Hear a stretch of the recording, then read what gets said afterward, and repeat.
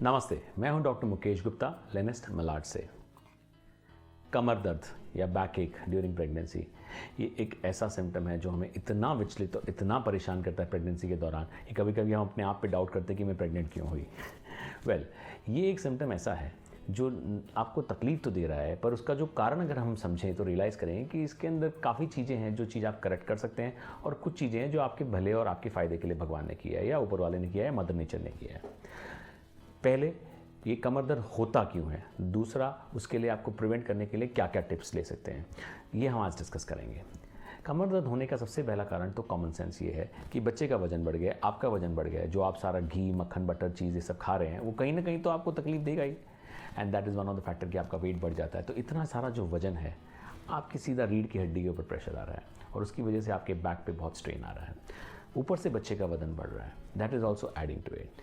ये हो गया फर्स्ट पॉइंट। सेकेंड पॉइंट ये है कि आपका जो बॉडी का सेंटर ऑफ ग्रेविटी होता है वो आगे की तरफ शिफ्ट हो गया है, क्योंकि बच्चा आगे की तरफ है।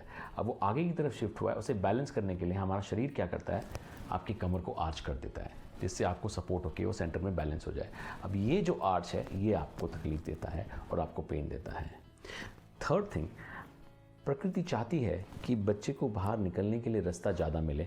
उस वजह से एक रिलैक्सिन नाम का हार्मोन होता है जो आपके लिगामेंट्स को लूज़ करता है और जॉइंट्स को थोड़ा सा एक्स्ट्रा फ्यू मिलीमीटर का स्पेस देता है, जिससे बच्चा नॉर्मल डिलीवरी होने में मदद मिले। पर इसका दुष्परिणाम ये है कि वो लूज़ होने की वजह से आपकी जो मोबिलिटी है जॉइंट की वो ज़्यादा बढ़ जाती है, और वो जब भी आप मूव करते हैं तो वो डिस्टर्ब करता है। तो कभी कभी पेशेंट्स कहते हैं, डॉक्टर साहब हमें करवट लेने में भी दर्द होता है, इतनी तकलीफ हो रही है। पर ये इस वजह से होता है कि वो लैक्सिटी आ गई है और वो प्रेगनेंसी के बाद ठीक हो जाएगी, उसमें कोई चिंता की बात नहीं है। नेक्स्ट इंपॉर्टेंट थिंग इज़ आपका कैल्शियम और विटामिन डी मेटाबॉलिज्म डिस्टर्ब हो गया है।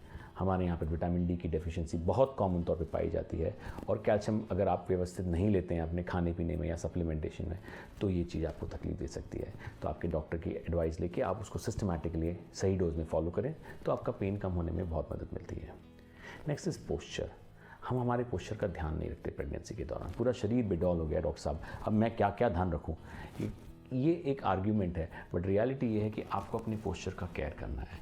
आप जब बैठते हैं तो कमर को सपोर्ट लीजिए, अगर आप काम कर रहे हैं तो बहुत ज़्यादा देर तक कंटिन्यूसली खड़े ना रहें, अपना फुटवेयर हाई हील्स वाला ना लें। ये सारी छोटी छोटी चीज़ें हैं जो आप केयर करेंगे आपके पोस्चर की तो बहुत फ़र्क पड़ सकता है। अब मैं आपको एक क्विक लिस्ट ऑफ टिप्स दूंगा कि आप ये दर्द को कैसे कम कर सकते हैं। तो सबसे पहले तो यही बात होगी कि आपको अपने पोस्चर का ख्याल रखना है। हाई हील्स नहीं पहनना है, बहुत ज़्यादा देर तक खड़े नहीं रहना है, बैठते वक्त कमर को सपोर्ट देना है, और पैर को बहुत देर तक हैंगिंग नहीं रखना है। ये सब छोटी छोटी चीज़ें हैं। सेकेंड चीज़ कि आप इसके अलावा आप जब सोते हैं तो आप फ्लैट कमर पे ना सोएं, बैक के ऊपर ज़्यादा लोड मत दें। ये केवल बैक एक के लिए नहीं बल्कि आपके बच्चे के लिए भी गलत चीज़ है। एक करवट सोएं, यानी कि लेफ़्ट लैटरल्स हों। अगर लेफ़्ट लैटरल्स होते हैं तो बच्चे को ब्लड भी अच्छा पहुंचता है और कमर पे लोड भी कम आता है। थर्ड थिंग इज़ कि आपके बैक में अगर बहुत ज़्यादा दर्द होता है तो उसको आप बैक मसाज या बैक रब करवा सकते हैं, उसमें कोई साइड इफ़ेक्ट नहीं होगा। अगर हल्के हाथ से किया गया तो इसमें कोई दिक्कत नहीं है। क्यों हमें पेन कम होता है? क्योंकि हमारे छूने की वजह से जो सेंसेशंस ट्रैवल होते हैं हमारे मस्तिष्क पर, वो जो नर्व्स हैं और जो टेम्परेचर के नर्व्स हैं वो दर्द ट्रांसमिट करने वाले नर्व्स के ऊपर हावी हो जाते हैं, इसलिए दर्द का सेंसेशन हमें नहीं फील होता और ये सेंसेशन हमें फील होता है।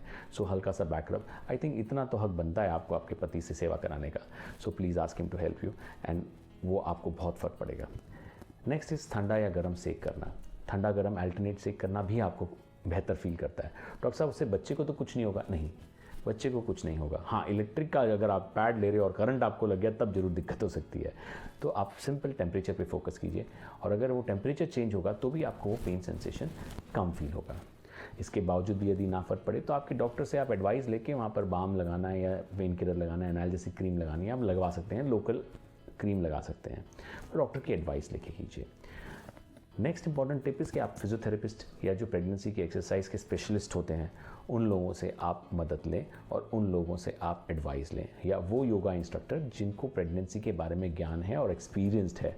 आजकल तो कोई भी क्या कहता है कि हम योगा इंस्ट्रक्टर बन गए हैं। रिमेंबर, नीम हकीम खतरा जान। So if an specialist person जिसको इस बारे में ज्ञान है और ट्रेनिंग है और एक्सपीरियंस है, उससे आप हेल्प लेते हैं तो वो अक्लमंदी है। Last but not the least, आप फिजियोथेरेपिस्ट के पास जाके एक्सरसाइजेस सीखें अपने बैक के लिए, कमर को स्ट्रेंथन करने के लिए, जिससे कि आपको ये चीज़ों का बहुत फ़ायदा मिले। रिमेंबर, प्रेगनेंसी के दौरान एक्सरसाइज करना केवल बैक एक ही नहीं, बाकी अपने बाकी शरीर के लिए भी, बाकी सारे जो दर्द और एक्स होते हैं उनके लिए भी बहुत मददगार होता है, और नॉर्मल डिलीवरी होने में भी काफ़ी मददगार होता है। लास्ट एडवाइस, यदि कुछ ना समझ में आए तो परेशान ना हो, आपके डॉक्टर के पास जाएं, वो आपको डेफिनेटली कुछ अच्छा सोल्यूशन देंगे। लेकिन आप जब भी दर्द हुआ और एक पेन किलर खा लिया, ये वाली जो आदत है उससे परहेज करें। Thank you very much.